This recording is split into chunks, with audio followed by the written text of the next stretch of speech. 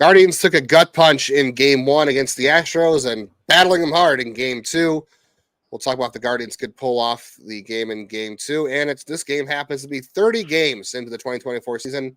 We'll talk about what the Guardians did well, what they didn't do well, what we liked, what we didn't like, and what the Guardians are going to need to do in the month of May. This is Locked On Guardians.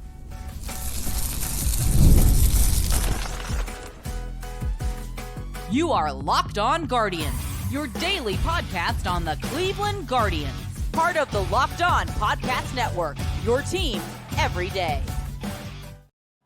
Game off. We got to talk about Monopoly Go. The fast-paced game lets you team up with friends for tournaments to unlock awesome prizes like unique stickers for trading, cool playing pieces. I just got a cat. Of course I did. I'm the cat boy after all. And hilarious emojis for taunting your friends. So download Monopoly Go now on Google Play or the App Store. If you want to sync up, we are live again tonight with the game. It is currently an 0-2 count on Florial in the 9th inning. We will see how things go.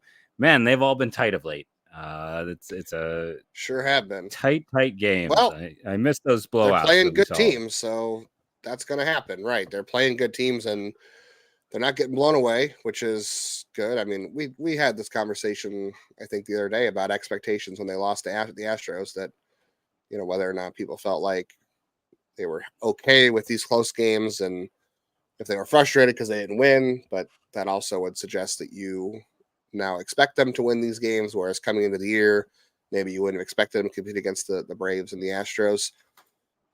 Quickly into the start of this game, so Guardians had a good approach against Justin Verlander. He threw 97 pitches in 7 innings. They had 9 base runners, 3 walks, 6 hits. They struck out twice. All of their swings and misses tonight were against the fastball. So even at 40 years old, Verlander still has a very good fastball. No swings and misses against the slider or curve. So I thought the approach was pretty good. They only got 2 runs, but they hit them better than I thought they would have overall. They got on base. Like Jimenez had a walk. Jose had a walk, which was great. And then Rocchio had a walk, but of course, the 2 guys who didn't have the best approaches in a situation where it would have helped. After back-to-back walks, Naylor and Fry, this is my one complaint offensively. And I want to take a second before I get in the complaint and the negativity and be like, it is kind of funny. I think in the general comments yesterday, you know, Brennan and Rocchio's struggles. Of course, today, Brennan and Rocchio have, you know, their best game in a while. So continue to comment on, let's talk about Freeman's struggles. He's hitting under 200. Naylor, who's struggling, and Jose, who's below average, below the Jose bar, at least, let's say. But my one complaint is Jimenez walks, which again, you know, you should go buy a lotto ticket. That's how rare that is. Jose this year walks, which is also exceedingly rare. His walk percent is down 6% overall. It's a huge drop. And then Naylor and Fry. First pitches let Verlander off. Sorry. The pitch that Naylor swung at was a middle changeup. It was down a little bit, but overall a decent pitch. I'll give him that. The one with Fry was a curveball that you just weren't going to do anything with, and it's unfortunate, but you know Florio that happens. Then the worst swing of the night. Oh, what Esteban Florial? It was. Yeah, I mean, not a good swing, which is amazing because he makes good swing decisions. He does, and Brennan swung at the same place in the previous at bat. Oh, okay, interesting choice by the team here. Another night of extra innings. It looks like possible, maybe. Well, yeah. I mean, going to Bo Naylor in this situation, so then we lose Freeman in center. So I guess that means Laureano goes to center. Yeah. So this could be the 4th night in a row of extra innings if the Guardians are lucky. If they we're definitely going to talk about, but geez, Naylor later on in the show today. So that's a separate thing. But yeah, I don't know. Maybe that pitch in is just moving a lot and it's looking good because we saw Brennan swing in that same spot before he got a single and then Florial there. Presley stuff does move. So, but overall, Florial makes pretty good swing decisions. I was looking at his Florial stats today actually, and he whiffs a ton. He misses in the zone a lot. He does not chase out of the zone, which is good. But man, he has a lot of swing and miss in the zone. So he is going to be just a 3 true outcome guy, which is kind of nice on this team, to be honest, because you don't have a lot of that. Bo Naylor is like that, but a lot of he's only got 2 barrels this year, Jeff, does Bo Naylor. We'll talk about him later. But Triston McKenzie, the best outing of the year for him, really needed that. He gave a lot of hard contact, I will say that, but 7 innings, he only threw 90 pitches. He was efficient. He didn't walk guys. He struck out 6. And this is a good Astros lineup. Again, Altuve is awesome. Bregman's off to a really rough start, but Yordan Alvarez, Kyle Tucker got him the 3rd time through, which, we question whether or not that was a great decision or not. But, he was pitching good, and this bullpen is only 70 severely pitches. taxed. He was at 70 pitches. So he was technically on pace for a Maddox. Now, if you look at the big picture of it, there was the around the zone. There was, Josh Naylor having 2 amazing plays. Or this, he was already out of it. I understand the logic with where this bullpen is and how much it's been taxed, but man, it's you and I were both. Kyle Tucker might be the best right fielder in the American League right now, and he showed it. Yep. Yeah, and even before we started recording, we were talking about that, whether he should go off for the 7th, and I said, well, if he does, one bad pitch to Kyle Tucker, and it's a tie game, and what was it, like 5 minutes later, that's exactly what happened. So, but that's 2020, and like Jeff said, that's a call we have to make because the bullpen's taxed, and it looks like it was a good decision overall because McKenzie got to the 7th, even though it's a tie game. You put this on the offense to get more runs, and 2 runs through 7 for McKenzie. You take that every time, and you have to. Yeah, absolutely. Oh, I would have taken 6 from him, but again, now it looks like they're going to extra innings, hopefully for the second night or for the 4th night in a row, going back to Saturday. No, Naylor's going to hit a 2-run home run, and then Clase is going to close it out. No, you needed that. Either way, you need that extra inning because the bullpen is just shot right now, and I don't even know how Heron pitched another inning. Speaking of the bullpen, Jeff, let's have a quick conversation about what happened on Tuesday night since we didn't get to finish in the podcast. Yeah. But everybody had a very emotional reaction to the loss because bullpen losses are the worst. Okay, anytime you have a lead and you blow it, it's like in football when the defense gives up a last-minute touchdown. It hurts worse because you had the lead. You should have held it. If you're losing from the 1st inning to the 9th inning, you don't have that visceral reaction because you never had the lead. It was not your game. And especially when you take the lead, so your hope gets a little late higher. Like that. And then, yes. Well, and not only that, but they came back right from down 8-3, and then they took a lead in the 10th inning, 9-8. But no matter who's pitching in the game, first of all, you're always going to get that reaction because bullpen losses are the absolute worst. It is the worst gut punch you can face in baseball. And then about Hunter Gaddis, he's not perfect. He's not going to be, and that's okay. I think it's okay to put Hunter Gaddis back into some low leverage as Bo Naylor strikes out swinging. No shock right now. He is missing slider out of the zone, bottom of the. Yeah, not great. No, it's a chase, bad. Which is his chase rate is not as bad. Yeah, his chase is not that bad this year. It's actually about the same as a year ago. It's just he's missing in the zone a lot. But which he also it's okay to move Hunter Gaddis back to maybe some low leverage for a couple of days to just get him resettled in. But let's also acknowledge that, again, he had 12 straight outings where he was not scored upon. Those were great outings. He was pitching great. Nobody was complaining then. Yes, he had 3 bad ones in a row against two very good teams. And maybe Gaddis is not going to be a great setup man. Maybe he won't be. That's okay. I think he could still be a good reliever regardless. I would. People are such prisoner of the moment. I don't want to tell anybody how to feel, but I feel like we had a lot of prisoners of the moment who, so Gaddis has had 15 appearances. Let's say he goes 5, blows the game. Goes another 5, blows the game. Goes another 5 and blows the game, and those 3 are separated by 5s.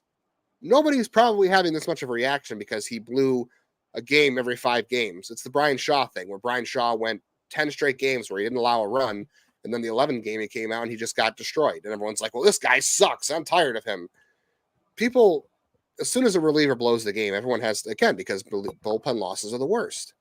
But we can also acknowledge that maybe Gaddis could use a reset into a lower leverage spot, and even if he's not a high leverage setup guy, that's okay. He still could be a good reliever regardless. But I think we can all bring the emotion level down just a little bit. I know bullpen losses are terrible, no matter who's pitching in them. And this bullpen just overall has been incredible this year, but it's also been highly overworked. Yeah, I think, I saw a lot of people being like he's a bum or like he's terrible or like cut him. It's like, okay, so if he had 12 bad appearances and 3 good ones, absolutely. But right. If you say that without saying when they happened, people will be like, "Oh, it's great." But because they happened 3 in a row, because everybody is living in the moment, that's what's going to, and that's how sports is. That's fine. Yeah. It's just no, and it's everyone's one of those going things to have that too. reaction after the fact. You just got to take a step back and can I go a step further? It's like I saw people being like, "Well, he could have blown their last 3 games but it's only 2 losses from him." Listen, on that pitch, like he set up outside, it came back in. The spot wasn't there. His velocity is down, and I would love to know why that velocity is not quite as high as it was early on. Is it overworked? I think it's an easy explanation. But then the other thing I think too is just like we're putting the blame on him heavily for the 3 because of where those 2 runs happened, but that kind of ignores how many runs pitching problem? The starting pitching that couldn't go deep, that it keeps taxing the pen. That's Carrasco gave 8 guys. runs, right? Yeah, Carrasco gave up 8 of the 10. Like maybe that should be the first person. And I love Cookie, but I mean he is cooked. He's a well done burnt cookie at this point. Can I also just say too that Tim Herron, I think, threw 20-something pitches on Tuesday, and he's out here again. He got the last out of the 8th, and he's here pitching in the 9th inning. That is just, again, that's how you burn guys out. A recipe for disaster. It is. His velocity is hanging on there. All right. Talked about the bullpen a little bit. We've talked about the Hunter Gaddis reaction. We've talked about this game a little bit. We're going to talk about the 30-game evaluation mark, and then we'll wrap up, hopefully, the Guardians winning an extra innings, because as of right now, they've got a runner on in the bottom of the 9th. So we'll continue to talk through that on today's episode of Locked On Guardians.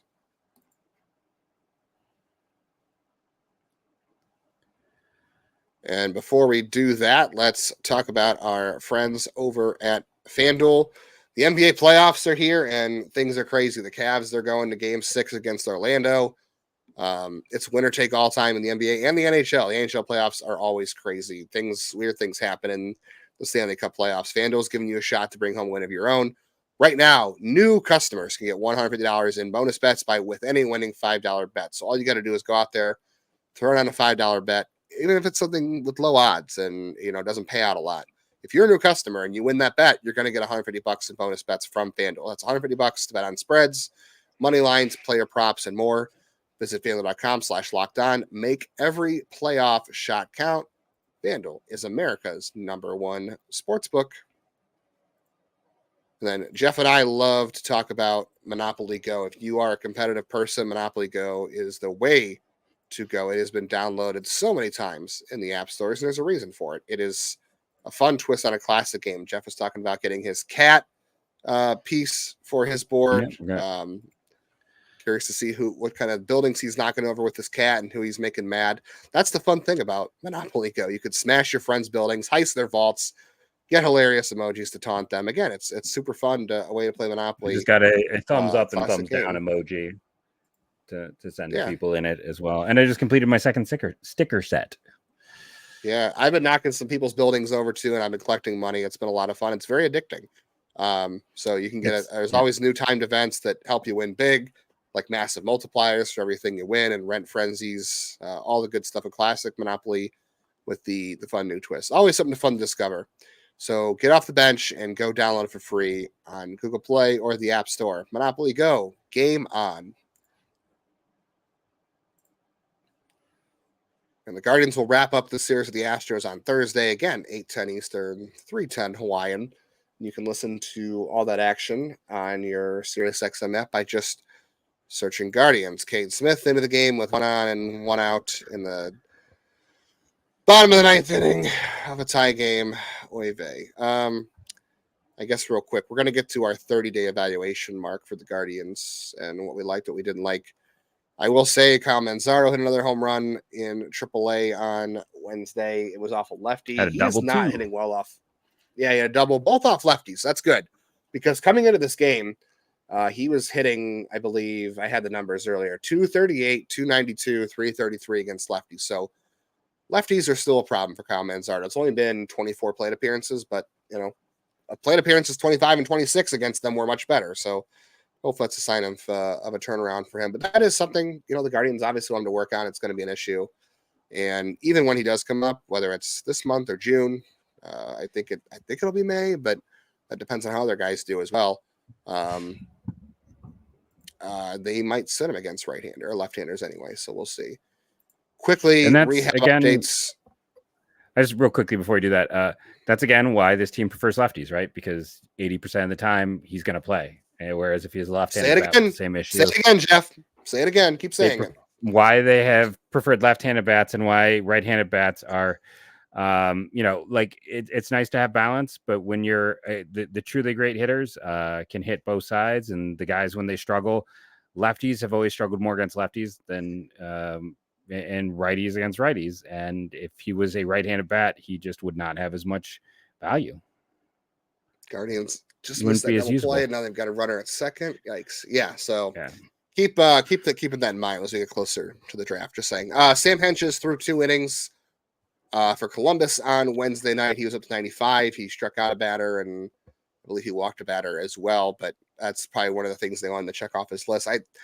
They might want him to throw a back-to-back, but he's not going to throw Thursday, so I would expect Hentges to be with the team when they come home over the weekend to face the Mike Troutless Angels. Brutal for them. Once again, brutal for all bad baseball. Just not fair. I know he was baseball. He was crying in his press conference about a torn meniscus. We think, yeah, it's just not good for baseball, and it stinks. But Hentges will be back this weekend. There's supposed to be some sort of Gavin Williams update coming. I'm not going to say one way or the other what it is. Eli Morgan. I don't feel good whenever it's like an update. When it's like whenever it's like an update is coming, I'm always like, oh crap! Like, yeah, Eli Morgan's going to throw a rehab outing this weekend for Columbus, so there's that. So we'll see how all those things go. That does mean that at least some reinforcements are on the way to the bullpen, which are sorely needed. Obviously, the rotation needs a lot of reinforcements as well, but here we are. Don't really know, what else you do at this point other than just lean on the bullpen and then hope that someone gets healthy. And McKenzie seems to be rounding into form, which is great. Did Victor Carey? Okay, Victor Carey. I thought he did it again. I almost freaked out. No. Yeah. So bullpen reinforcements are coming. We'll talk about that in our 30-day evaluation. Let's get to that then. All right, so 3 things we liked in the first 30 days, Jeff. We talked about it. Steven Kwan just looks like he is, it's only a month, so we don't want to sit here and say this is like how he's going to be all year, but he certainly took his game to another level. I mean, 3 home runs in a month is a lot for Steven Kwan. He is getting on base like a madman. He is leading the Guardians in WRC plus among qualified hitters. David Fry a little above him, but David Fry's only got 63 plate appearances, but needs more. Yeah, I don't know. Yeah, he needs more. He had he had 2 hits on Wednesday, but he blew one of them by going to second. But Steven Kwan looks like he's, started to put some other stuff into his game, which is really fun to see. And it's awesome because God knows the Guardians need an outfielder to step their offensive game up. Yeah, he's been good. Now, I will admit, when we're going through and looking at data for this, his BABIP is higher than normal, so he will have a little bit of regression, but not a ton. The power is a definite change. I mean, for a guy who hit, I believe, 6 home runs his first year, he's at 3. I don't know if he's ever going to be a guy who is going to be that 10 to 15 range. I don't know if that's really him, but still, it's a dramatic improvement, and hopefully he'll continue to maintain that. He's been their best hitter. There's no two ifs, ands, or buts about it. Second best defender and their best hitter, in my opinion. He's doing a lot of important things for his team, and yeah, he's consistent. Like we talk about the ups and the downs with a few other guys. He is very, very consistent in his execution. Going to extra innings again, by the way, in game 3 or game 2 against the Astros. This is 4 straight extra inning games. You get the feeling that they might need to fly someone to Houston tomorrow to join the bullpen because, I don't know how much longer they can do this. Thank God McKenzie won 7, but they might need to make a move. You were just saying, Jeff, that they have not made a lot of moves, which is interesting. No, technically the last roster move was sending down Wes Parsons after the doubleheader. They haven't made a move in 2 weeks, which is something you very, very rarely see anymore. A team that can go that long between having to make roster decisions, especially with how much this bullpen has been taxed. We'll see what happens. Yeah. Speaking of the bullpen, that's our second favorite thing about this start to the season. Could have easily said that this team's bullpen was not going to be good. You didn't have Trevor Stephan. You threw Hunter Gaddis out there. You didn't know what you're going to get from Tyler Hentges. was Henches hurt was out. this whole So time. yeah, this bullpen really could have been all kinds of disastrous, and they have been just absolutely fantastic, and they have been just constantly overworked. And even with Gaddis's blips recently, and Tyler Beatty's had a couple of hiccups here and there. Even despite that, this bullpen is still one of the best in baseball, and actually they are the best in baseball. 2.49 ERA as we speak, which is the lowest in baseball. I'm sorry, 2.46, which is third in baseball. But I believe they now have most innings thrown. Nope, they're at 120 innings thrown, which is only eighth most somehow. But wow, can't ask much more than that. Because pitching is a disaster right now. Yeah, I mean, I would have never thought that any of that was really possible, if I'm being honest, with just losing all the back end guys we kind of trusted and expected to see this bullpen continue to perform and continue to perform at the level that they have. Have they been perfect? No pen is, but in the grand scheme, No. I have Now a hard time like of this, thinking you're of not the. going to be. No, I have a hard time of thinking of the bullpen as anything but a complete total and utter success because of just the amount that they've had to be used. This is the first time the Guardians have been in 4 consecutive extra inning games since 1910. Yeah, I saw that. Zach Meisel tweeted that before too. And Barlow got off to a bad start in the bullpen. He did. Morgan had some iffy moments too. So the fact this bullpen is intact and doing as good as it is just incredible for them. So we'll talk about our third favorite point of the first 30 days, what we liked. We'll talk about what we didn't like from the first 30 games of the season. We'll see if the Guardians can pull this game out, and we'll react to it live. And we'll talk about what to hope for in May for the Guardians to continue up a good stretch of baseball. So stick around for all that. Let's talk about our friends at PrizePicks. I always bring up the same thing. I tried daily fantasy a few times in the past. I have a good knowledge of numbers, statistics. I was still losing because people know more. People have the spreadsheets. People have that in-depth knowledge. People are running thousands of simulations a day. And they're just going to beat you. And that's what's nice about PrizePicks. You're not competing against that dude. You're not competing against that guy or gal or whoever it is. You're just competing against the numbers. You pick stat categories. You pick more or less across stat categories. So if I go to Major League Baseball, hitter fantasy score is a little bit harder to do. So let's go to the NBA. Like right now, Tyrese Maxey, 7 assists, more or less. Rudy Gobert, points plus rebounds, 25. NHL, well, currently nothing in that one. So, but there's a lot going on. There's a lot of fun things. It's just as simple as picking more or less across multiple stat categories. You don't have to worry about someone who's running a million simulations. You just got to worry about you, the numbers, and performance. So download the app, use the code LOCKEDON for a first deposit match up to $100. Again, that is the code LOCKEDONMLB. You can use it in the App Store or their website for a first deposit match up to $100. Pick more, pick less. It's that easy. It is also that easy to find the Guardians game on your SiriusXM app and listen to Guardians Astros round 3 on Thursday. Just search Guardians as they have 2 on and nobody out here. And they start the 10th inning. Great walk by Brian Rocchio. It's 2-0 here. Second of the game. All right, so that's second of the game. He is not a guy who walks lots. He's reached base 3 times. Yeah, we like that. And they're not giving much for Kwan to pitch, or they're not pitching to Kwan. So that'll be interesting to see how they follow that up.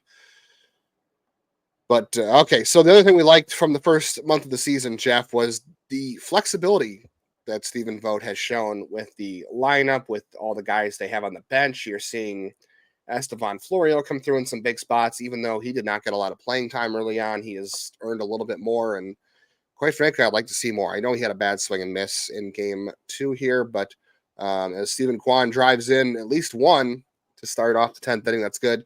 Guardians need to get that second run in just because it's the extra innings. You need to score that second run. But David Fry has been key for this team. He's catching a little bit more. He's playing all over. He's hitting. I want to see more Fry. I want to see more Florial.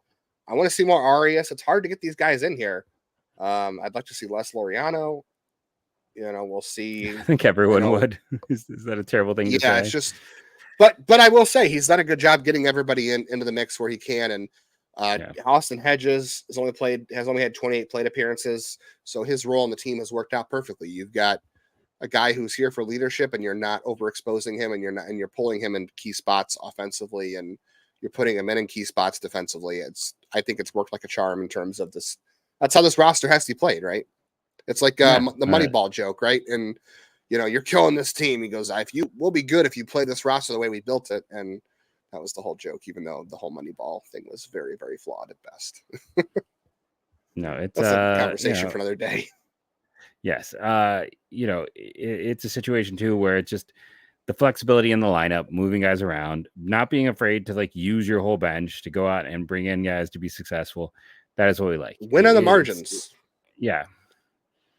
It's just a situation where he's pulling all the right, does it always work out? No, but I believe he's pulling all the right handles, getting everything to work. And I'm just really impressed so far with everything he is doing. So I think he's doing a fantastic job, and I've really enjoyed him as manager. And we'll see how this keeps going. We're hoping to listen. Our watch or our audience numbers alone make us. We're fans first, and we want this team to win. But we also know how much. I'm just talking about a winning team is more fun, and our audience enjoys it more too. Our numbers show that when the team wins, people are happy and they want to listen. When the team loses, they're like, I don't want to listen to that. So bases loaded for Jose. This will be a great spot to see if he can get out of that. Speaking of Jose Ramirez, should we start with him? I think we have to. Yeah, we can start with Jose. His over aggressiveness is just crazy. Like his contact rate hasn't suffered. He's not striking out more. He is just literally chasing out of the zone more. That's all that's going on. And the way he's being pitched to is a little different. He is just getting a lot more off-speed stuff and breaking stuff. He's going to have to adjust to that. He has still come through in some moments. The walk rate is up at least a little bit. He's up to a 4% walk rate, which is great because like a week ago it was like 1.9. So I think he had one walk up until last week. Now he's got like 5, which is great. So maybe did he have 2 walks in this game against the Astros? He had one. Just one. Verlander. Just one. So only Rocchio has had double walks. It's the chase rate. Yeah, he's chasing a lot. He's not walking. He's over swinging, which is weird because arguably this is the most protection he's had since like Lindor was still in this lineup with Naylor behind him the way he's playing, and Edwin, and then and with Andres and Kwan setting the table in front of him, because honestly my personal feeling is guys getting on base puts more pressure on a pitcher than the guys hitting behind him. So he's got more table setters. He's set up to succeed, and that's my goodness, and that's the example right there. Like that ball was. A guy just walked the last hitter, and you're in a 1-0 count. You're swinging a ball, way in the dirt. Like his swing decisions and he are swung really and missed bad. That one. Yeah, like it's just poor swing decisions, and he's still a league average hitter. But the problem is I think it'll all work out for him in the end. Goodness, Jose. It's been a tough. He swung at one like 6 inches below, and then he went and swung at 1 6 inches above. 6 inches above, yeah. 21% four-seam fastballs this year he's seeing, as opposed to 33% last year. He is seeing 19% sliders, as opposed to 11% last year. So guys are just giving more sliders, so he's going to have to adjust. And he's a smart hitter. I think he will. It's been a tough look so far. And then number 1, Jose is number 2 on our list, but number 1 is. And then he doesn't swing at the one right down the middle of the plate. Yeah, he's just backwards. He swung at every pitch out of the zone and then could not swing when the ball was down the middle. I mean, he's not the same guy. That was the pitch he should have hit over the fence. But that starting pitching is the number 1 culprit of this year so far. It's been a disaster. At least, Tanner Bybee had a good start last time out, and Ben Lively has been really impressive so far, better than anything I think we could have hoped for. And McKenzie has had back-to-back starts. They've got to get Logan Allen on track, and then they're going to be stuck with Carlos Carrasco, I think, for a little bit longer because they just don't have options. Bases loaded, 1 out. Your number 3 hitter swings at everything, and then your number 4 hitter grounds. Yesterday. Yep. So the Guardians will be protecting a 1-run lead in the 10th inning. Never good. You want to score that second run as a road team. Was it 2 opportunities yesterday? That was an unfortunate end of the inning with Miller. So they'll have to protect a 1-run lead on the road, which is never good because you want that second run. They had the opportunity to do it, so not great. But starting pitching, I think they're going to be stuck with Carrasco for at least a few more weeks because we don't know what the news on Gavin Williams is yet. Cantillo's not close to returning, and I mean, if you go with Curry, that's one option, but just after that, you don't have anybody else to call on, so you just got to be careful about making that decision unless Carrasco goes to AAA, which no guarantee he wants to go. If you DFA Carrasco, he might say like, yeah, I'm done. It's it for me. I'm not going to Columbus. I'm not pitching well. He might call it a career, and then after that, if you have Curry up, if something happens, you have no fail safe in AAA. You have, Zach. You have Wes Parsons, or you have. I'm not sure that Wes Parsons wouldn't be better with what we've seen with Carrasco right now. Like that's the sad. It's a risk. No, you're probably not wrong. It's just it's still a big risk. I think Curry is definitely better. You have to go to him at this point because Carrasco's just he's done. And if he's not willing to, if he doesn't, and it's respectable. Like if he decides to call it a career, he's had a great one, and you respect that and you move on. But I think he is incredibly replaceable.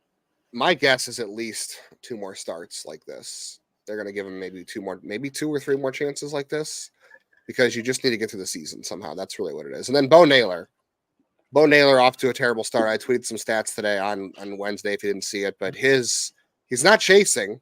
He did chase in this game on Wednesday, but he's generally not chasing out of the zone. So Naylor's, still a patient hitter. He's still walking. I shouldn't say he's patient. He's passive at this point, even though he struck out swinging on a 3-2 count. But he is missing a ton in the zone too. He's got 2 barrels all year. It's been very bad from him.